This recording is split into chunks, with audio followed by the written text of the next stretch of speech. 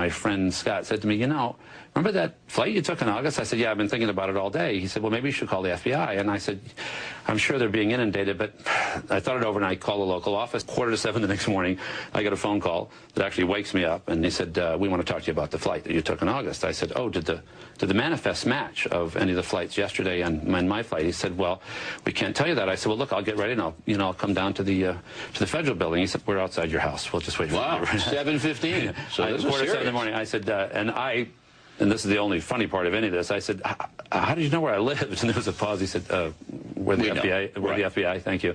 So they came in, and I said, look, I'm dying to know, were these the guys? And he said, well, we've had 36,000 tips in one day, and there's two of us, and we're going to be at your house all this morning, so you can do the math, but we can't tell you, you know. So since then, I have identified for sure two of them as two of the terrorists, who actually were not on Flight 11, but one was on Flight 175 and one was on Flight 77.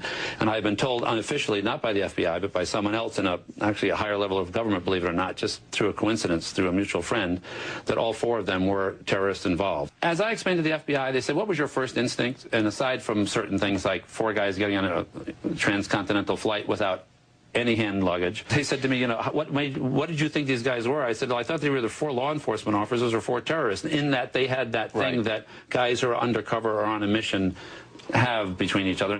Just more evidence that the hijackers had intelligence ties.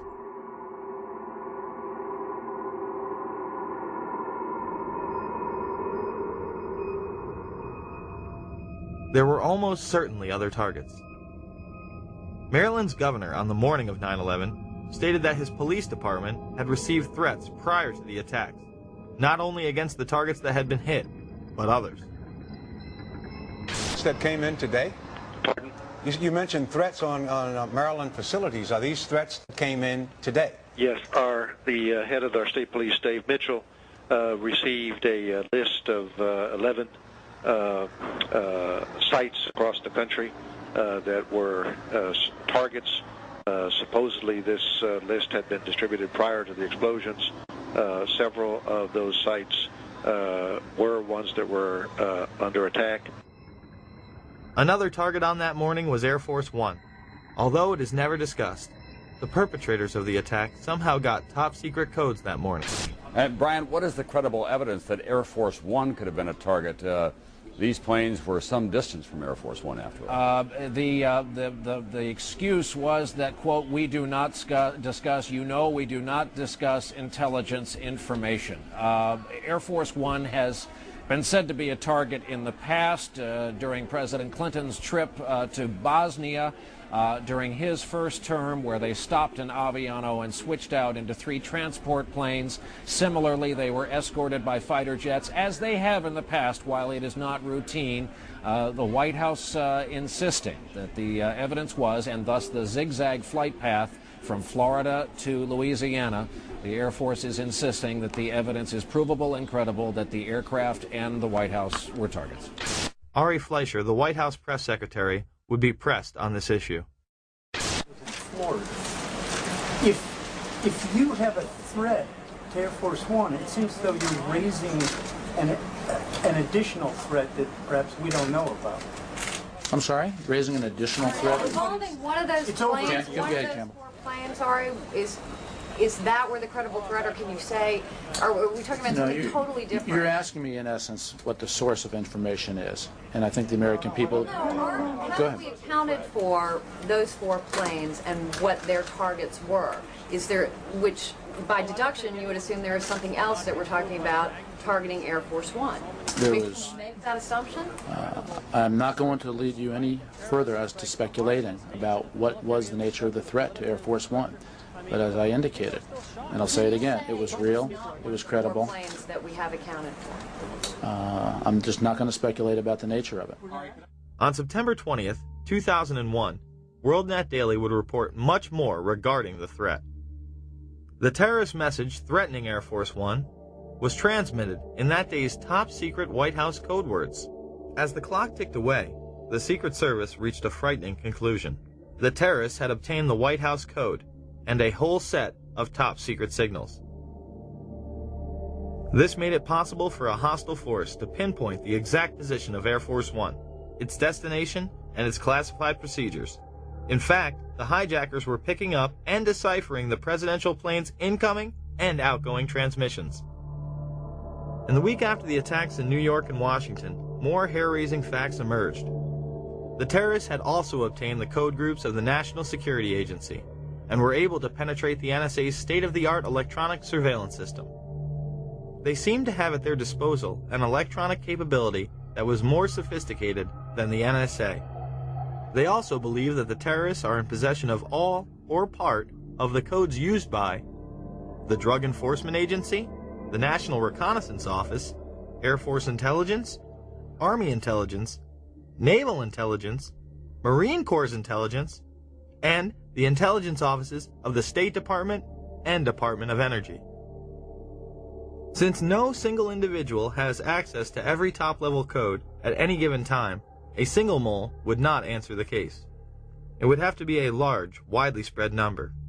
U.S. experts do not believe bin Laden was capable of infiltrating double agents into the heart of the U.S. administration on a large scale.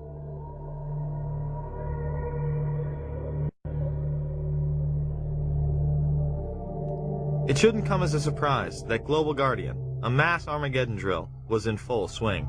The drill would pose all sorts of threats, and even mobilize command centers known as doomsday planes that housed top military personnel. Although originally scheduled for late October, it was moved up unexpectedly. One of these doomsday planes was on the scene of the Pentagon strike. Now to one of the eeriest moments amid the carnage of 9/11, a mysterious plane was seen flying right over the president's residence. Even some CNN staffers saw it. To this day, it has never been officially explained. Tonight, Chief National Correspondent John King has new details about this great 9/11 mystery. Today, 6 years after 9/11, the mystery endures about just what happened in the skies over the White House that terrible day. A plane flew right over it. But why? And what was it? It appeared overhead just before 10 a.m., a four-engine jet banking slowly in the nation's most off-limits airspace. About 10 minutes ago, there was a white jet circling overhead. Now, you generally don't see planes in the area over the White House. That is restricted airspace. Two government sources familiar with the incident tell CNN it was a military aircraft and say the details are classified. This comparison of the CNN video and an official Air Force photo suggests the mystery plane is among the military's most sensitive aircraft, an Air Force E-4B. Note the flag on the tail, the stripe around the fuselage, and the telltale bubble just behind the 747 cockpit area.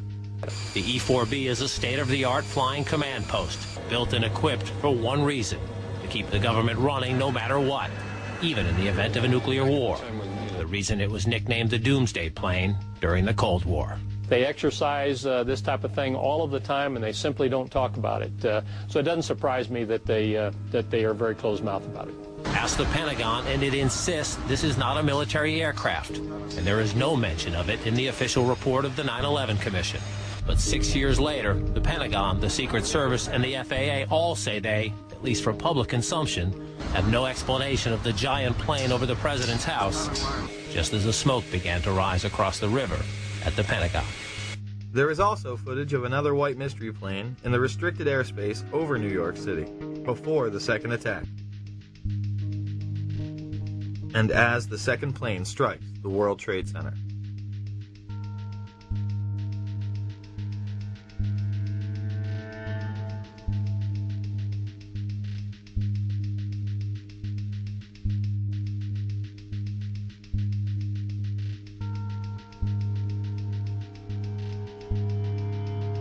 There were 5 E-4Bs in the air on 9/11. They are part of the continuity of government plans in case of an emergency. This program was launched in the early 80s, headed by none other than George Herbert Walker Bush.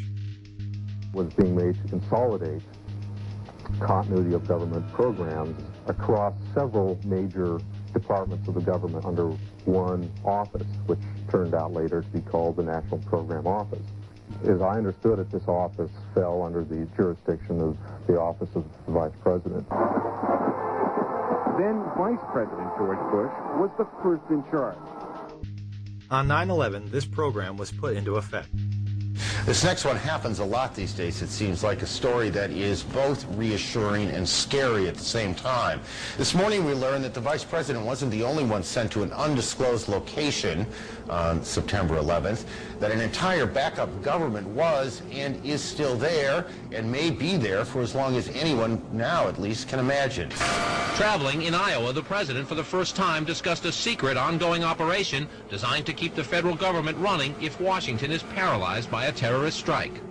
I still take the threats that we receive from al-Qaeda killers and terrorists very seriously. The operation was first reported by the Washington Post and confirmed to CNN by several administration officials. The shadow or bunker government involves roughly 100 senior staffers from every cabinet department and major government agency. Operates primarily out of 2 secret bunkers in the eastern United States, and is charged with running the executive branch if communication with Washington is severed. The secret plan took shape in the minutes and hours after the September 11th strike.